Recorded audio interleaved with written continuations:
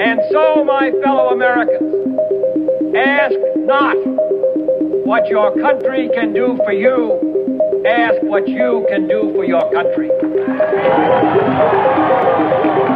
एक ज़माना था जब अमेरिका दुनिया का सुपर पावर था। कोल्ड वॉर जीतने के बाद 1990s और अर्ली 2000s तक कोई भी इसकी टक्कर का नहीं था। Eastern Europe is free. The Soviet Union itself is no more. This is a victory for democracy and freedom. It's a victory for the moral force of our values. Every American can take pride in this victory. पर आज 2025 के आसपास America एक नए दौर का सामना कर रहा है, डिक्लाइन का दौर। क्या अमेरिका अपनी सुपर पावर स्टेटस खो चुका है? क्या ये एंड ऑफ एन एरा है? चलिए देखते हैं। इस वीडियो के एंड में मैं बताऊंगा कि इंडिया नेक्स्ट सुपर पावर क्यों बन सकता है, why this is not just a fantasy. तो वीडियो को लास्ट तक देखना। चलो बाकी लेट्स बिगिन। चैप्टर 1, 1991 से 2001, अमेरिका की 56 इंच की छाती। नंबर 1, कोल्ड वॉर की जीत और यूएसएसआर का कोलैप्स। कम्युनिस्ट यूएसएसआर और कैपिटलिस्ट यूएसए के बीच चल रहे कोल्ड वॉर में यूएसए की जीत हुई। इसके बाद यूएसएसआर 1991 में कोलैप्स हो गया। ये उस टाइम के इंटरनेशनल पॉलिटिक्स में एक सिग्निफिकेंट इवेंट था, जिसमें सोवियत यूनियन के ब्रेकअप से कम्युनिस्ट रिजीम्स काफ़ी हद तक कमज़ोर हो गए और यूएस ने अपने इन्फ्लुएंस को ग्लोबल लेवल पर स्ट्रेंथन किया। इस इवेंट ने ग्लोबल जियोपॉलिटिक्स को भी बहुत इन्फ्लुएंस किया, स्पेशली यूरोप के रीयूनिफिकेशन और ईस्टर्न यूरोप के कंट्रीज के ट्रांजिशन में। Number 2, gulf war victory 1991।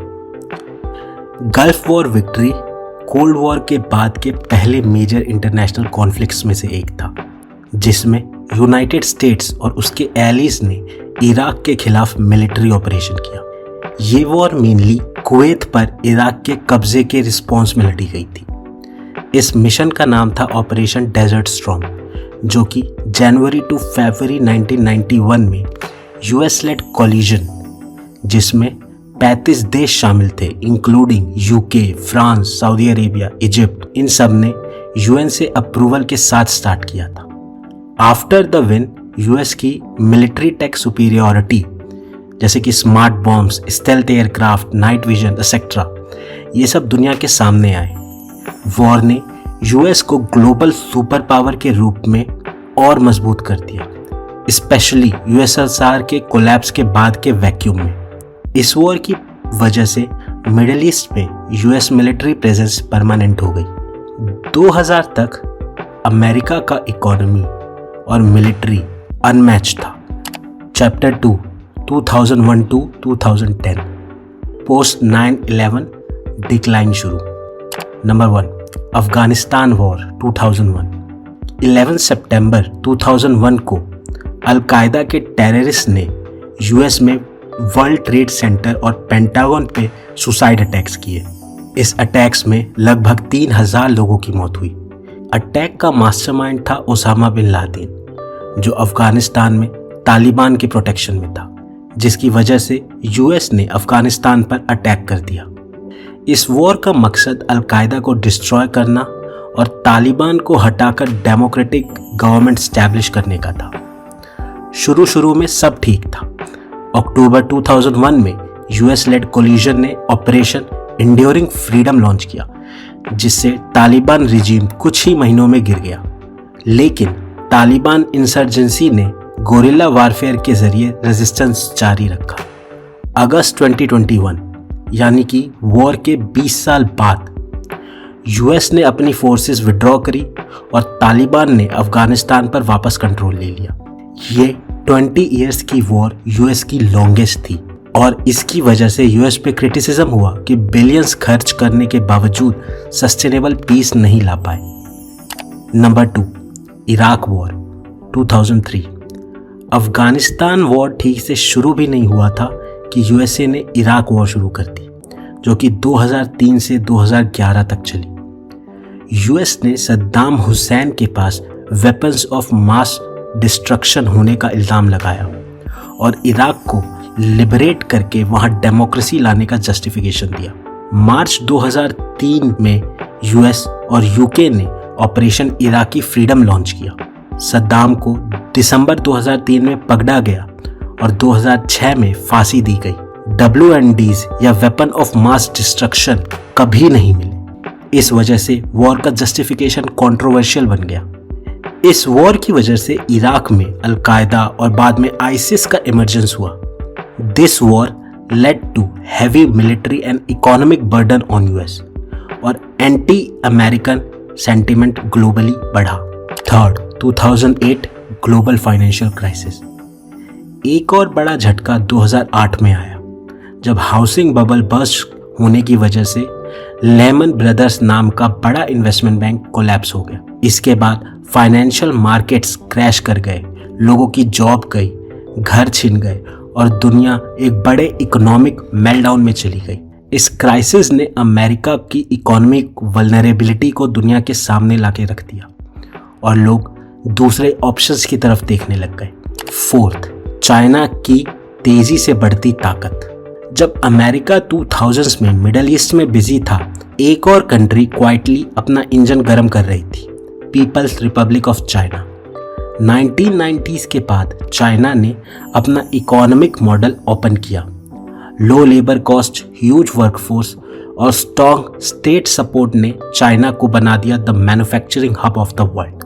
Apple के आईफोन से लेके प्लास्टिक टॉयज तक सब कुछ मेड इन चाइना बनने लगा। लेकिन चाइना सिर्फ फैक्ट्री बनकर नहीं रुका। 2013 में प्रेसिडेंट शी जिनपिंग ने लॉन्च किया BRI, belt and road initiative. इसका गोल था एक मॉडर्न सिल्क रोड बनाना। रोड्स, पोर्ट्स, रेलवेज और डिजिटल नेटवर्क के जरिए एशिया, अफ्रीका और यूरोप को जोड़ना। ओवर 140 कंट्रीज ने BRI के प्रोजेक्ट साइन किए। Ports in Pakistan, railways in Africa, highways in central Asia, सब कुछ फंडेड बाय चाइनीज बैंक। ये सिर्फ इकोनॉमी का गेम नहीं था, ये सॉफ्ट पावर का भी मास्टर स्ट्रोक था। चाइना इंफ्रास्ट्रक्चर के जरिए इन्फ्लुएंस बढ़ा रहा था, लोन्स के जरिए डिप्लोमेसी कर रहा था और यूएस के ट्रेडिशनल डोमिनेंस को चैलेंज कर रहा था। चैप्टर 3, 2010 to 2020, अमेरिका के अंदर का दंगल, economic and political instability inside. 2008 के फाइनेंशियल क्राइसिस के बाद अमेरिका ने अपनी इकोनॉमी को रिवाइव करने की कोशिश की। Stimulus package, bailouts, low interest rate, सब कुछ हुआ, लेकिन ग्राउंड रियलिटी में काफ़ी लोगों के लिए रिकवरी स्लो थी। रिच और वॉल स्ट्रीट वाले वापस बाउंस कर गए, लेकिन मिडिल क्लास और वर्किंग क्लास के लिए इनकम स्टैग्नेशन, जॉब इनसिक्योरिटीज और स्टूडेंट डेब्ट जैसे प्रॉब्लम्स बढ़ती गई। इस दौर में यूएस पॉलिटिक्स शार्पली डिवाइड हो गई। डेमोक्रेट्स वर्सेस रिपब्लिकन सिर्फ पॉलिटिकल नहीं, कल्चरल बैटलफील्ड बन गया। फिर आए डोनाल्ड ट्रंप। 2016 में डोनाल्ड ट्रंप अमेरिका के प्रेसिडेंट बने। उन्होंने अमेरिका फर्स्ट पॉलिसी लाई जिससे ग्लोबल एलियंसेस वीकन हो गए। क्लाइमेट चेंज वाले पेरिस एग्रीमेंट से अमेरिका का विड्रॉल और इमिग्रेशन क्रैकडाउन के बाद अमेरिका पे बढ़ रहे स्केप्टिसिज्म और मजबूत हो गए।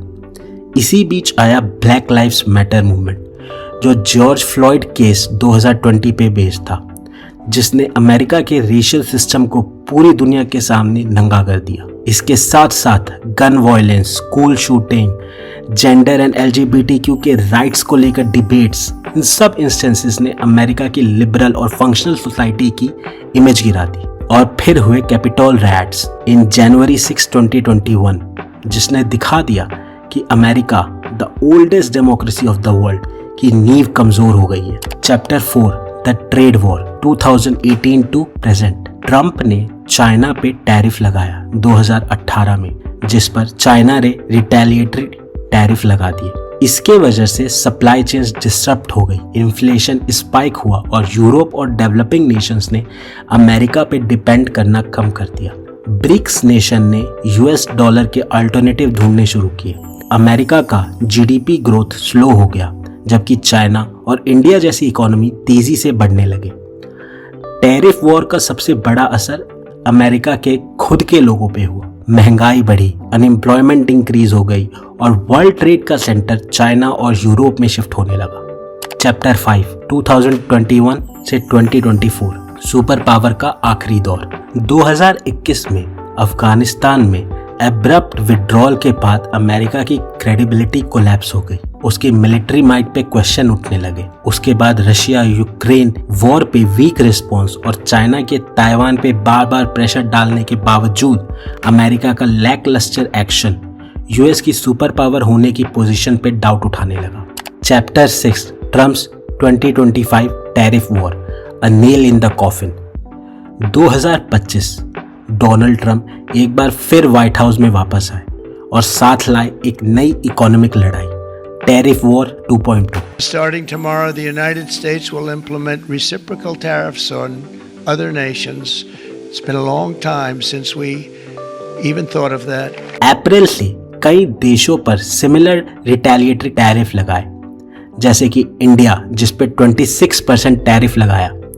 इस लिस्ट में एंटार्क्टिका के कुछ ऐसे आइलैंड भी हैं जहां कोई ह्यूमन एग्जिस्ट भी नहीं करता है। इन टैरिफ के जवाब में कई कंट्रीज ने रिटेलिएट किया। कनाडा ने 100 बिलियन यूएस डॉलर्स के गुड्स पर 25% टैरिफ लगाया। मैक्सिको और चाइना भी रिटेलिएट कर रहे हैं। चाइना ने यूएस के गुड्स पर 34% रिटेलिएटरी टैरिफ लगा दिया। अपने बिजनेसमैन दोस्तों को बेनिफिट देने के लिए ट्रंप ने अमेरिका के वर्किंग क्लास का मजाक बना दिया। S&P 500 और नैस्डैक 5 से 8% गिर चुके हैं। इन्फ्लेशन राइज हो रहा है, सप्लाई चेन्स डिसरप्ट हो रही है और एलीज भी यूएस से दूर हो रहे हैं। 2030 तक यूएस का डेप्थ 34 ट्रिलियन यूएस डॉलर तक पहुंचने का एस्टीमेट है। ट्रंप के मुताबिक we will bring manufacturing back to America, enough is enough. लेकिन इकोनॉमिस्ट का कहना है ये मूव सिर्फ इन्फ्लेशन बढ़ाएगा, ग्लोबल ट्रेड डिसरप्ट करेगा और कंज्यूमर्स को हर्ट करेगा। जब ग्लोबल इकोनॉमी ऑलरेडी फ्रेजाइल हो, वॉर्स, इन्फ्लेशंस, टेक लेऑफ्स, ऐसे वक्त पर ट्रेड वॉल्स बिल्ड करना लॉन्ग टर्म सुसाइड जैसा हो सकता है। इवन अमेरिकन बिजनेसेस कह रहे हैं we need stable markets, not tariff tantrums. अगर ये पॉलिसीज चली तो यूएस मैन्युफैक्चरिंग भी सफर करेगी और ग्लोबल लीडरशिप की इमेज भी। चैप्टर 7 नेक्स्ट सुपर पावर कौन बनेगा। Number 1 China. अभी चाइना सुपर पावर की सीट का सबसे बड़ा कंटेंडर बन के सामने आ रहा है। China world's largest trading partner है और belt and road initiative BRI से ग्लोबल कंट्रोल हासिल कर चुका है। AI और मिलिट्री एक्सपेंशन पे अग्रेसिव पुश चाइना को एक सुपर पावर बनाने के लिए काफी है। Number 2 European union. The second contender is the EU। Germany और फ्रांस की स्ट्रॉन्ग इकोनॉमी EU के फ्यूचर का एक स्ट्रॉन्ग इंडिकेशन है। अमेरिका पे कम डिपेंडेंसी और इंडिपेंडेंट ग्लोबल पॉलिसीज भी EU को इस रेस में जिंदा रखती है। Number 3 India. इंडिया अभी के वर्ल्ड स्टेज पे फास्टेस्ट ग्रोइंग मेजर इकोनॉमी है with 7% plus GDP growth rate. इसके साथ youngest population of the world होने की वजह से इंडिया के पास डेमोग्राफिक एडवांटेज है। मेक इन इंडिया और डिजिटल इंडिया जैसे इकोनॉमिक रिफॉर्म्स इंडिया की USP है। पर क्या इंडिया इसको कैपिटलाइज कर पाएगा? क्या इंडिया सुपर पावर बन सकता है? चैप्टर 8 इंडिया कैसे बने नेक्स्ट सुपर पावर। हमने ये तो स्टैब्लिश कर लिया कि इंडिया अगले सुपर पावर की रेस में पार्ट ले रहा है, पर ये रेस इंडिया कैसे जीतेगा ये सोचना भी ज़रूरी है। काफ़ी जनरल फॉर्म में बोले तो हमें मोटा मोटी कुछ सर्टेन स्टेप्स लेने होंगे, जैसे number 1 infrastructure development, highways, smart cities, energy sector reforms करने पड़ेंगे। नंबर 2 मैन्युफैक्चरिंग पुश, चाइना का अल्टरनेटिव बनना ज़रूरी है। We can not allow the monopoly in manufacturing sector to China. 3 education and skill development, AI, biotech और advanced tech पे focus करना पड़ेगा। Number 4 geopolitical strategies, strong alliances with EU, Japan, ASEAN, this can help India become a super power. Number 5 political stability, internal communal conflicts को कम करना होगा, rights, protest, इन सब पे रोक लगानी होगी। इस बारे में डिटेल वीडियो फिर कभी बनाएंगे, पर मुद्दा ये है कि इंडिया के पास गोल्डन चांस है। अगर 2035 तक ये तेजी से बढ़ता रहा तो नेक्स्ट सुपर पावर बन सकता है। वॉर और पॉलिटिकल इंस्टेबिलिटी से बच के अपनी इकोनॉमी पे फोकस करे तो ये 100% पॉसिबल है। इंडिया को एक स्मार्ट स्ट्रेटजी अडॉप्ट करनी होगी to replace America in the coming decades. बाकी वही cliche line, like, share and subscribe. अगर यहाँ तक रुक ही गए हो तो लाइक और सब्सक्राइब कर ही दो, थोड़ा मोटिवेशन मिल जाएगा।